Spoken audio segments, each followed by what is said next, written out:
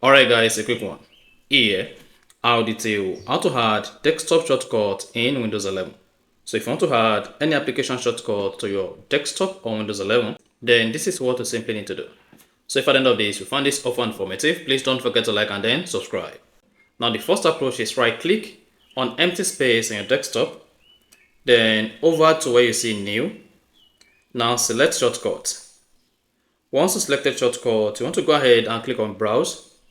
Then under browse, scroll through and locate the application whose shortcut you want to add to your desktop.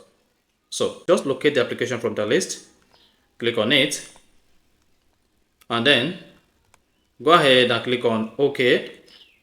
Now click on next.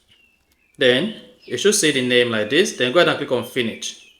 Then you should see the app shortcut added to your desktop. And again, you can just go ahead and click on the start button. Then go ahead and click on all application. Then here you should see all the application you have installed on your laptop or desktop.